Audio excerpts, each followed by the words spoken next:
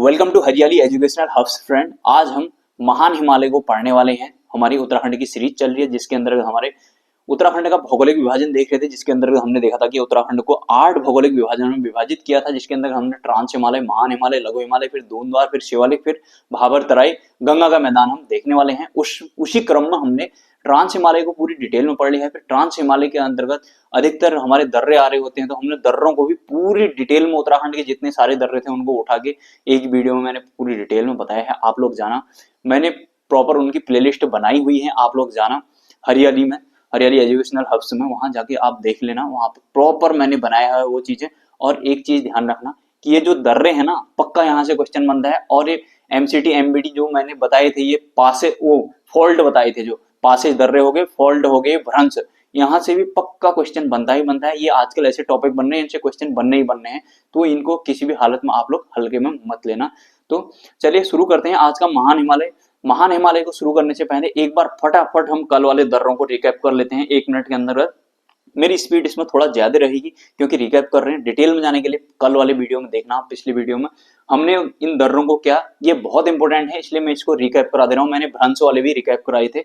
देखिए, हमने इनको दर्रों को 3 भागों में अपनी सुविधा के लिए बांटा था। ऐसा कोई मतलब रूल नहीं है कि मतलब ऐसे ऐसे, हमने अपनी सुविधा के लिए बांटा था इनको। तो हमने अंतरराष्ट्रीय दर्रे और अंतरराज्यीय दर्रे और अंतर जनपदीय दर्रों में बांटा था अपनी सुविधा के लिए। अंतरराष्ट्रीय दर्रे का मतलब एक देश से दूसरे देश, एक देश का दूसरे देश से कैसे दर्रे बनते हैं, मतलब कौन कौन से दर्रे हैं, क्या दर्रे क्या होते हैं, कैसे होते हैं, मैंने पूरी डिटेल में पिछली वीडियो में बताया हुआ है। तो अब इसके अंदर हमारे खास कर ये सीमांत वाले जिले आते हैं, उत्तरकाशी, चमोली, पिथौरागढ़। तो हम उत्तरकाशी से स्टार्ट करते हैं। उत्तरकाशी में हमारे 3-4 थे जो मेन थे, थांगला, मुलिंगला, नेलंग, सांगचोकला, ये हमारे उत्तरकाशी से तिब्बत को जोड़ते हैं। फिर उसके बाद हमारा चमोली में आ जाता है। अगर हम चमोली में देखते हैं तो चमोली में माणा दर्रा आता है। माणा दर्रा को ही डोंगरीला, चिरबटिया भी कहते हैं। फिर उसके बाद अगले दर्रे देखें तो हम नीति, किंगरी, बिंगरी, भिवडार, लमलंग, चोरहोती, तुंजम, शलजम, कोई, ये दर्रे हमारी किस्म है चमोली में। चमोली से तिब्बत को जोड़ेंगे, मतलब यहाँ से हुडिया शौका व्यापार हुआ करता था पहले। अभी आज भी थोड़ा बहुत हम पढ़ेंगे शौका के बारे में, ज्यादा डिटेल में हम जब ट्राइब से पढ़ेंगे, जनजाति पढ़ेंगे, तो वहां पूरी डिटेल में पढ़ने वाले हैं इनको। फिर उसके बाद पिथौरागढ़ से हम तिब्बत को जोड़ने वाले देखते हैं। यहाँ से मिलम तो काफी इंपोर्टेंट है, हर किसी को पता है। यहाँ से मानसिया, लंपिया, नेपाल के साथ विभाजित रहता है। ऊटा जयंती है, अपर पीछेश में आता है इस बार। धोरा, इंग, लेवी, ये सब आए थे। दारमा, नवीधुरा हो गया, लिपुलेख, गुंजी, ये काफी इंपॉर्टेंट है। यहाँ से कैलाश मानसरोवर होकर जाती है, कैलाश मानसरोवर यात्रा, इसको भी पूरी डिटेल में पढ़ाऊंगा आपको मैं, पूरी नीचे से कहाँ तक क्या है इसका हिसाब, कौन कौन इसमें पार्टिसिपेट करता है। मंगला दर्रा है पिथौरागढ़ में, शीलाधुरा भी पिथौरागढ़ में है। ये हमारे हो गए मोटे मोटे क्या, अंतरराष्ट्रीय दर्रे। फिर इसके बाद हम अंतरराज्यीय दर्रे देखते हैं। अंतरराज्यीय दर्रे के मतलब मेरी स्पीड इसलिए ज्यादा है क्योंकि इसको मैं डिटेल में पढ़ा चुका हूँ, तो थोड़ा मैं रिकैप करा रहा हूँ बस।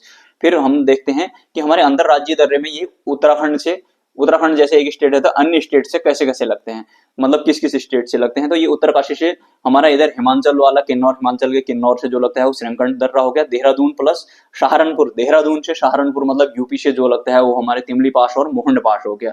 हमारे ये हो गए कौन कौन से हमारे अंतरराज्यीय दर्रे। अब इसके बाद ना अंतरराज्यीय जो अंतर जनपदीय दर्रे हैं वो काफी इंपोर्टेंट है और उनमें काफी कंफ्यूजन भी रहता है, तो अब उनको हम देखने वाले हैं। तो उसके अंतर्गत हमने सबसे पहले क्या देखा था, हमने यहाँ पे चमोली वाला देखा था। देखिए, चमोली को अगर बेस, अभी मैं बागेश्वर को बेस को बना के भी बताऊंगा आपको। अगर हम यहाँ से उत्तरकाशी से चमोली की ओर जाएं तो उत्तरकाशी को से चमोली को जोड़ने वाला हमारा कालिंदी दर्रा है। फिर चमोली से पिथौरागढ़ को जोड़ने वाला कौन सा है, चमोली से पिथौरागढ़ को हमारे कौन कौन से दर्रे जोड़ते हैं, इसमें 3-4 दर्रे जोड़ते हैं। मैंने इसमें एक ट्रिक भी बताई थी आप लोगों को, है ना, 12 मार्च को टोपी पहनकर लात मारते हैं करके। अगर चमोली पिथौरागढ़ में जाओगे तो वहां के लोग 12 मार्च को क्या करते हैं, टोपी पहनकर लात मारते हैं। अगर कोई भाई बंदा अगर होंगे चमोली पिथौरागढ़ के, प्लीज बुरा मत मानना, मैंने उसको सिर्फ ट्रिक बनाया है जिससे कि आप लोगों को भी अच्छा होगा। जैसे 12 मार्च को टोपी पहनकर लात मारते हैं कौन, चमोली पिथौरागढ़ वाले। तो कहने का मतलब इसमें 12 मार्च से क्या मतलब हो गया, 12 मार्च से मार्च योग हो गया, 12 से 12 होती, मार्च से मार्च योग हो गया, 12 से 12 होती हो गया। टोपी पहन के मतलब टोपी धोरा, लात मारते हैं मतलब लातू धोरा, है ना। ये हो गया चमोली पिथौरागढ़ से। फिर हमने देखा था चमोली बागेश्वर। देखिए, इसमें बागेश्वर को बेस में रखेंगे, बागेश्वर से लेफ्ट को जाएंगे तो चमोली सुंदरडोंगा हो गया। फिर बागेश्वर से अगर पिथौरागढ़ राइट को जाएंगे तो वो ट्रेल पास हो गया। मैंने इसकी भी आप लोगों को ट्रेल को सेंटर में रखते हुए इसकी भी आप लोगों को ट्रिक बताई थी, पिछले वाले वीडियो में जाके देखना। पिथौरागढ़ से चंपावत, लाश पादोरा, इसकी भी मैंने ट्रिक बताई है कि तेरी लाश बेच जाएगी, ऐसा वैसा कर, मैंने पूरा डिटेल में वहां पर बताया है, आप लोग वहां पर देख लेना। फिर उसके बाद कुछ नए नए दर्रे बताए थे मैंने, फैक्ट बताए थे। एडन कॉल दर्रा उत्तरकाशी में एक पर्यटक स्थल है। ऊटा जयंती और किंगरी बिंगरी सम्मिलित रूप से ये 3 दर्रे जो हैं इनको क्या, 3 धुरा कहा जाता है। ये परीक्षा वाणी में भी दिया है। कुंवारी पास ओली के निकट है, ये भी परीक्षा वाणी वाणी में दिया है। ज्यूरांगली दर्रा से नंदाराज यात्रा होते हुए जाती है ना। जैसे यहाँ पर लिपुलेख दर्रे से हमारी कौन सी जाती है, कैलाश मानसरोवर यात्रा। तो ये हमने थोड़े फैक्ट देखे थे। बस आज हम अब कर लेते हैं हमारा कौन सा, महान हिमालय को स्टार्ट कर लेते हैं। दारमा कुथी को वाला नामा दर्रा हो गया, और शिमला दर्रा जो होता है वो दारमा और ब्यास घाटी को जोड़ता है। ये भी बहुत ज्यादा इंपॉर्टेंट है, ये तो PYQ में पिछले देखना वहां आया भी है लास्ट ईयर पेपर में। ट्रेल पास को जोहार घाटी का द्वार भी कहा जाता है। जैती धुरा, नामा, क्यूगाड़, घाटरलिया, खासिया, सुमना, ये सब पिथौरागढ़ के क्या है, हमारे दर्रे हैं। तो ये पूरा डिटेल में हमने कल देख लिया था, आप लोग पिछली वाली वीडियो में जाकर देख लेना। अब हम स्टार्ट कर लेते हैं हमारे आज के महान हिमालय की। तो महान हिमालय की शुरुआत करेंगे हम कहाँ से। देखिए महान हिमालय होता क्या है, उसका इंट्रोडक्शन देखेंगे। देखिए महान हिमालय क्या है ना, हमने ट्रांस हिमालय देखा था। ट्रांस हिमालय के नीचे है ये यहाँ पर महान हिमालय, इसको ग्रेटर हिमालय भी बोलते हैं, इसको ग्रेटर हिमालय इंग्लिश में बोलते हैं, है ना। इसके बहुत सारे नाम है, इसको बृहद हिमालय भी बोलते हैं, इसको आंतरिक हिमालय भी बोलते हैं, इसको उच्च हिमालय भी बोलते हैं, इसको मुख्य हिमालय भी बोलते हैं, इसको महा हिमालय भी बोलते हैं, और प्राचीन ग्रंथों में इसे हिमाद्री भी कहा गया है। ये वाणी में भी दिया है, ये प्राचीन ग्रंथों वाला, है ना। इतने सारे इसके नाम हैं। तो हम आगे बढ़ते हैं। अब ट्रांस हिमालय के नीचे है, और लघु हिमालय के ये कहाँ पर, उत्तर में है। लघु हिमालय के ऊपर है, ट्रांस हिमालय के नीचे है, या हम ये भी कह सकते हैं कि इन दोनों के बीच में है। अब हमने यहाँ पर क्या देखा था, हमने भ्रंश देखा था। ट्रांस हिमालय और महान हिमालय के बीच में क्या था हमारा, ITSZ, इंडो सांपो ससर जोन था। यहाँ पर हम इसको हिंज लाइन भी बोलते थे, और इसको हम टेथिस भ्रंश भी बोलते थे। इनके बीच में लघु हिमालय और ग्रेटर हिमालय के बीच में क्या है, यहाँ पर MCT, मेन सेंट्रल थ्रस्ट, यानी कि मुख्य केंद्रीय भ्रंश। इसको मैं बार बार इसलिए बता रहा हूँ, बहुत ज्यादा इंपॉर्टेंट है, आप लोगों को जो भी एग्जाम होगा उसमें दिख जाएगा। इस बार इतने मतलब इतना जोर मैं इसलिए दे रहा हूँ। ये हमारी होगी क्या स्थिति कि महान हिमालय हमारा है कहाँ पर, इतना हमें पता चल गया। अब इसकी लंबाई चौड़ाई देख लेते हैं। अगर हम इसकी चौड़ाई की बात करें तो देखिए, इसकी चौड़ाई की बात करें तो हमने जैसे उसमें देखा था ट्रांस हिमालय, तो 20 से 30 किलोमीटर था, पिछले वाली वीडियो में देखना आप। इसमें वाणी में दिया है 15 से 30 किलोमीटर, लेकिन ये इससे चौड़ा है, ये 30 से 50 किलोमीटर तक चले जाता है। ये अलग अलग जगहों में अलग अलग फैल जाता है, वेरिएशन। इसकी ऊंचाई की अगर बात करें तो ऊंचाई हमने कल देखा था, वो ट्रांस हिमालय जब पढ़ा था, तो जब भी हमने वो पढ़ा था तो उसमें क्या दिया था हमारा, 2500 से 3500 मीटर उसकी हाइट दी थी। लेकिन ये कहाँ चले जाता है, 4500 से 7817 तक। ये हमारी क्या है, नंदा देवी वेस्ट की हाइट है, अगर आपको याद होगा तो। मैं इनको पूरी डिटेल में इसके बाद यही आने वाले हैं। देखिए ये महान हिमालय पढ़ रहे हैं तो ना, इसमें सब आ जाएंगे। अभी पर्वत चोटियां होगी, यही सब आने वाले हैं इसके बाद। पर्वत चोटियां इसके बाद का वीडियो, पर्वत चोटियां, ग्लेशियर, इनको मैं यहाँ पर डिटेल में इसलिए नहीं बता रहा हूँ क्योंकि इनकी मैं देखिए, हमने पहले ट्रांस हिमालय पढ़ा, ट्रांस हिमालय के बाद में ही मैंने उसी के अंदर दर्रे नहीं बताए थे, मैं दर्रे की सेपरेट वीडियो लाया था। ऐसे ही यहाँ पर मैं बताऊंगा कि महान हिमालय में होते तो हैं ये पर्वत चोटियां और ग्लेशियर, लेकिन इसके लिए मैं एक सेपरेट सी वीडियो लाऊंगा जिसमें हमारे उत्तराखंड में जितने भी पर्वत श्रेणियां होंगी मेन और जितने भी ग्लेशियर होंगे, जो जो चीजें होंगी, मैं पूरी डिटेल में उस चीज को बता दूंगा। अभी हम समझ लेते हैं कि ये महान हिमालय है क्या, इसका मेजरमेंट क्या है, कैसा है। ठीक, इसकी अगर एवरेज हाइट की बात करें तो हम इसकी एवरेज हाइट हमारी 6100 मीटर होती है। ठीक, इसको याद रखना, ये बहुत बार आता भी है।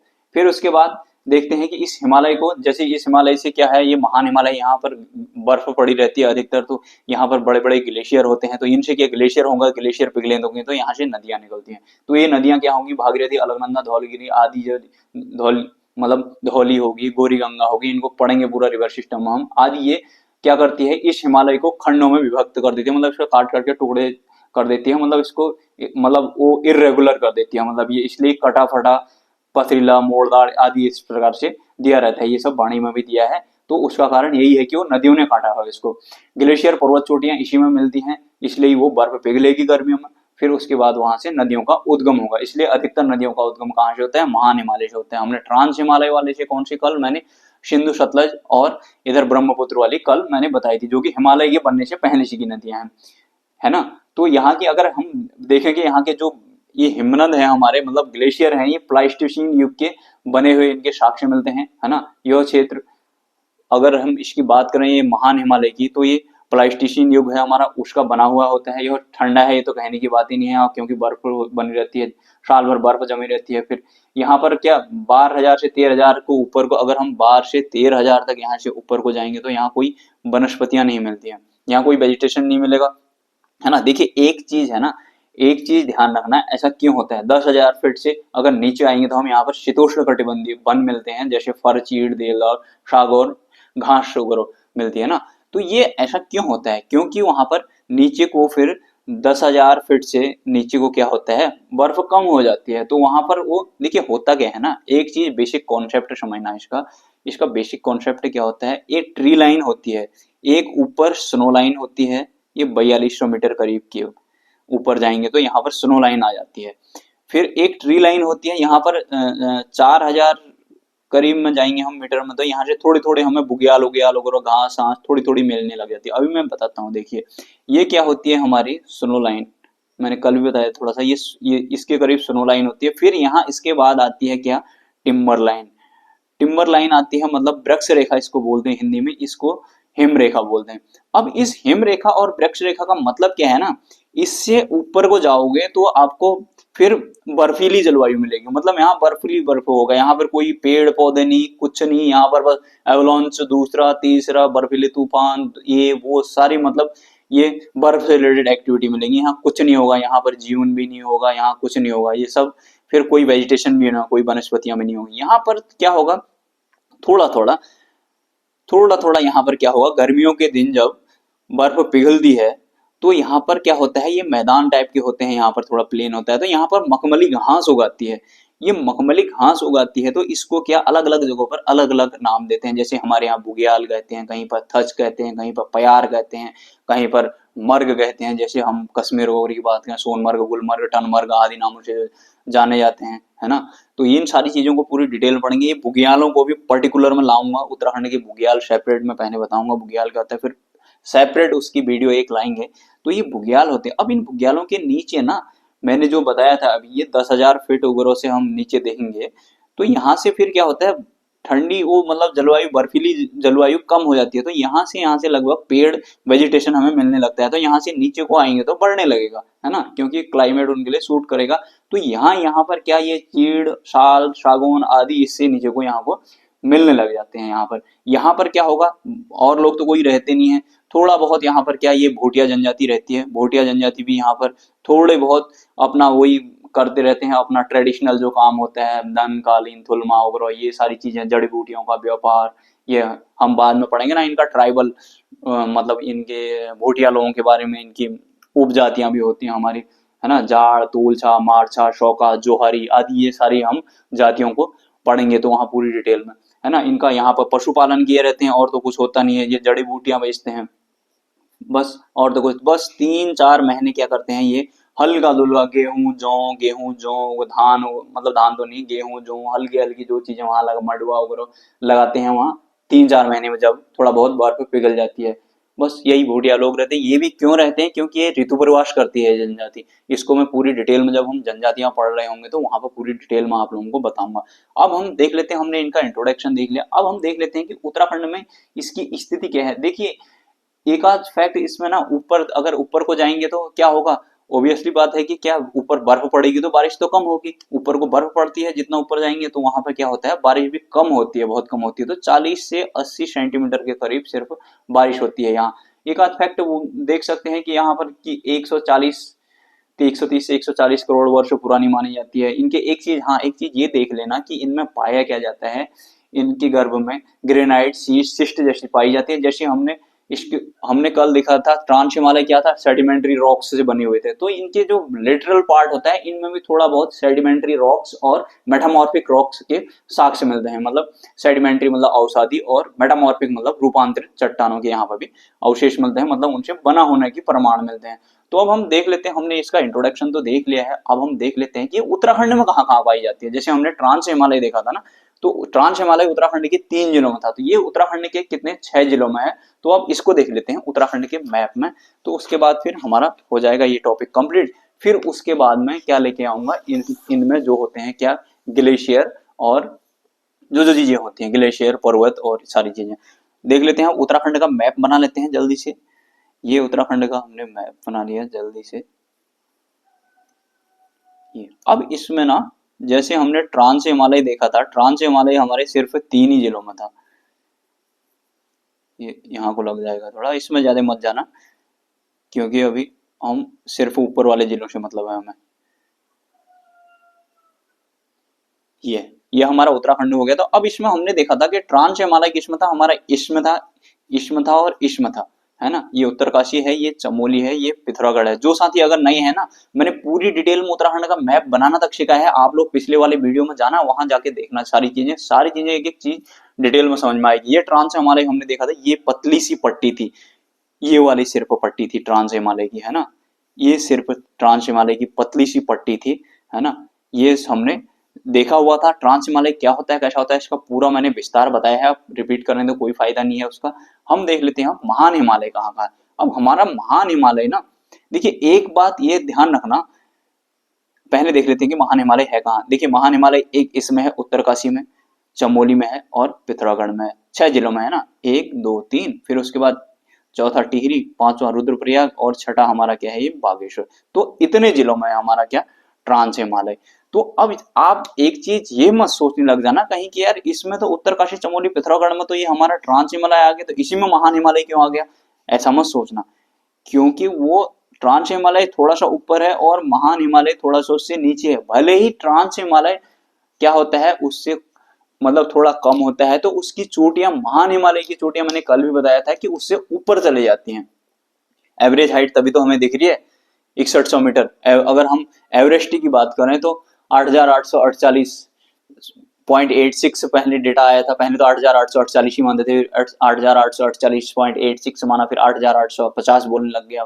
तो वो तो ट्रांस हिमालय से भी ऊपर चले जाता है ना। लेकिन बात क्या है, ट्रांस हिमालय ये ईस्ट वाले रीजन में है, ये ईस्ट वाले रीजन में। अब उत्तरकाशी चमोली पिथौरागढ़ सिर्फ इतना ही थोड़ी है। अब ये जो महान हिमालय है हमारा ईस्ट वाले रीजन में, यहाँ को ऐसे, ये हमारा महान हिमालय ईस्ट में, और ईस्ट में भी महान हिमालय ईस्ट में है। अब जैसे यहाँ पर ऐसे मत करना, ये इसके नीचे ऐसे क्रम करेगा। अब जैसे कोई चीज है ना, वो तो दोनों चीज होंगे ना। जैसे ये चीज है, ये ऐसे, इसकी हाइट इतना है सपोज, तो यहीं पर ये ट्रांस हिमालय से, यहीं पर ये महान हिमालय ऐसे इससे ऊपर तो जाता है, बेसमेंट तो दोनों का एक जैसा ही होगा ना। ये कहने का मतलब मेरा था। तो हमने क्या देखा कि हमारा ट्रांस हिमालय 3 में था, तो महान हिमालय कितने में फैला है, 6 में फैला है। किसमें, उत्तरकाशी चमोली पिथौरागढ़। देखिए मैं यहाँ पर लिख ही देता हूँ। देखिए हमारा महान हिमालय किस किस में फैला है, हमारा उत्तरकाशी हो गया, उत्तरकाशी, फिर चमोली। देखिए 3 तो यही है ट्रांस हिमालय, 3 नीचे वाले जोड़ दो, इतना ही तो है उसमें। हमारा ये पिथौरागढ़ हो गया, फिर उससे नीचे वाला जोड़ दो, एक टिहरी जोड़ दो इसमें, एक रुद्रप्रयाग जोड़ दो, एक बागेश्वर जोड़ दो, बस इतना ही तो है। इसमें क्या है, ये 3 ट्रांस हिमालय की हो गई। अब इसी के नीचे, जस्ट नीचे क्या है, हमारा टिहरी है, इसी से लगा हुआ फिर क्या है, हमारा रुद्रप्रयाग है, फिर इधर क्या है, थोड़ा सा ऊपर को बागेश्वर है, बस इतना ही तो है। आशा करता हूँ आप लोगों के समझ में आया होगा बहुत अच्छे से। महान हिमालय का हमने इंट्रोडक्शन देखा कि हमने समझा क्या है वो, क्या चीजें होती हैं, क्या उधर की परिस्थितियां हैं, ये सारी चीजें हमने देख ली हैं। अब यहाँ पर बर्फीले जो हिमनद होते हैं, बमक भी बोलते हैं उनको, ग्लेशियर बोलते हैं उनको पूरी डिटेल में हम नेक्स्ट वीडियो में करेंगे, क्योंकि इसमें फिर उतना मजा नहीं आएगा। एक तो वीडियो लंबी हो जाएगी, दूसरा एक ही में हौच पौच फिर मजा नहीं आता। मैं पर्वत श्रेणियां अलग से लाऊंगा, फिर इसके हिमनद ग्लेशियर जो होते हैं उनको डिटेल से एक सेपरेट वीडियो उनकी अलग से लाऊंगा। इसके बाद नेक्स्ट वही होंगे। आप लोग बताना आप लोगों को कैसा लग रहा है, और अपनी राय एंड प्रतिक्रिया जरूर देना। तो चलिए फ्रेंड्स, इतना ही करते हैं, तो बाय बाय, टेक केयर, अपना ध्यान रखिएगा।